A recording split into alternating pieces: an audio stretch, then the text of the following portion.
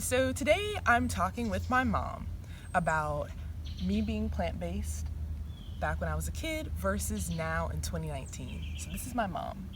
Hi, I'm Sadia. I'm Safia's mom. So do you remember the first time that I went plant-based? I remember it like it was yesterday. Oh my God. Do you remember how old I was? Because I actually don't. So I was a vegetarian when you were born, but you actually went plant-based when you were a first grader. So did you encourage me to be plant-based that time, or did I choose on my own? I encouraged it because I was the cook and you were not. I was not the cook. I'm not the cook now. But how did that go? So I thought it was going well, except when she was not at home. I found out it wasn't going as well as I thought.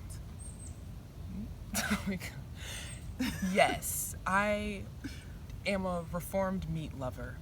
And so after first grade, I know that I think around middle school, I tried to go plant-based on my own. Yes. There was probably PETA involved in the mix. Yes, you were very PETA.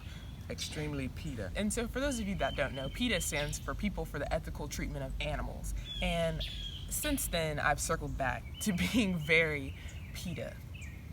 I am not. She's not extremely PETA. I am more vegetarian because it's healthy for you, my dear. So 10 years ago, what was I like as a person trying to be plant-based?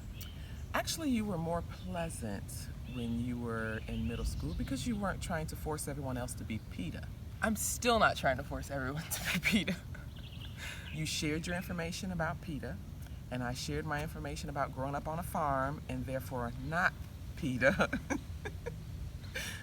But you weren't as aggressive or assertive with it. You weren't as assertive with it. So you mentioned that you grew up on a farm. Yes. And that you're not PETA.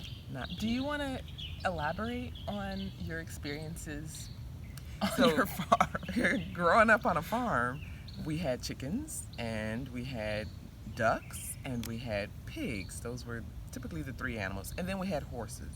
We did not eat the horses. Oh my God. That's the bar. That's where the standard's at. And we also had dogs. We did not eat the dogs. Didn't eat the dog. Yes. However, the chickens and the pigs were not so lucky. So we actually killed our own chickens on the farm. So that whole saying about chickens with their head cut off, very true. My sister was chased by a chicken with its head cut off.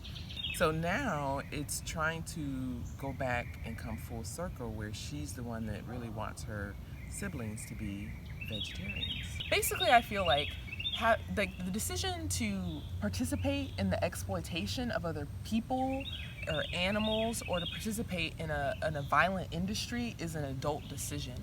And I think that kids shouldn't have to participate in something that is so damaging to other human beings and other animals until they're old enough to decide that this is what I want to participate in. So many people are suffering within that industry before you even get to thinking about the animals. And so I feel like that's like a big decision, if that makes sense, without having the context of it.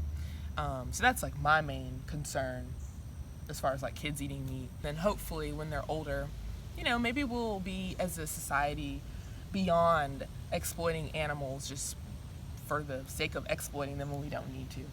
And so my mom is also on a plant-based journey of her own. Yes, I have circled back to being plant-based after being led astray by this whole 40 plus need a lot of protein. Don't fall for it, ladies. Don't fall for it, Don't ladies. fall for it. I'm about the health part of being a vegetarian, so you have to be careful even with your meat replacements. If you are going vegan, it can be a lot easier if you just make sure you're focusing on getting plants but easing into it, because the last thing you want is you're trying to be vegan and you're just farting too much and you give up. You don't want to give up. You don't want people shaming you for being a vegan tutor, but No. But sometimes you just gotta toot. no. I disagree with that completely. It's been a very interesting journey, and remember, that's exactly what it is. A journey. It's a journey, but it's better when you walk it with someone else. I totally agree. If you don't have the support of somebody, it doesn't have to be your family, but if it's not your family, you need to go out and find people that are going to support you on your plant-based journey so that you can remember why you're doing it, whether that be for health reasons, whether that be because you care about the animals or the environment. Keep your passion at heart, Right. but also keep your compassion at heart, not only for animals, the environment, or your own health, but for other people. Yes. I agree.